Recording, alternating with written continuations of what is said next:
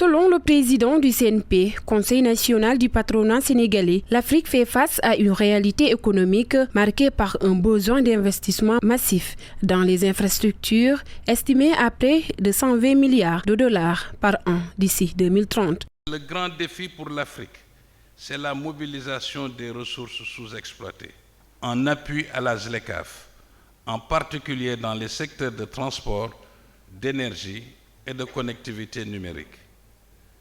Deuxièmement, ce besoin d'investissement pour la transition énergétique de 22 milliards de dollars d'ici 2040.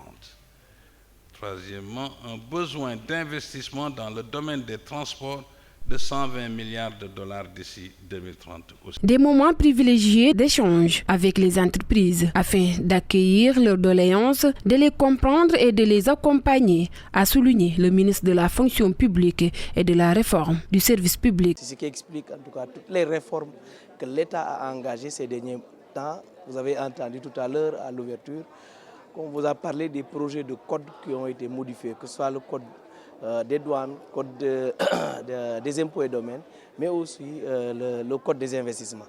Mais tout cela doit être accompagné également les travailleurs qui sont dans ces entreprises-là. C'est pourquoi nous, en tant que tutelle technique, nous avons aussi entamé la réforme aussi du code du travail et du code de la sécurité sociale. Présent aux assises marquant les 50 ans des institutions de prévoyance maladie, le président de l'association des gérants d'IPM, Cheikh Ibra Fall, estime que la protection sociale demeure au cœur de la performance des entreprises à l'ère de la transformation numérique. Vous savez, la protection sociale, c'est dans l'écosystème même de l'entreprise, puisque une entreprise a besoin de protéger ses salariés et dans divers risques. Donc, notamment en matière d'accident du travail, en matière de maladies professionnelles, en matière maintenant aussi de maladies non professionnelles que les IPM prennent en charge, donc la maladie du travailleur et des membres de sa famille. Maintenant, les défis, moi je ne dirais pas que c'est à l'ère du temps, mais c'est un impératif. Aujourd'hui, il nous faut aller vers la transformation numérique. Je pense que tout cela doit être maintenant digitalisé, que les assurés puissent accéder aux soins.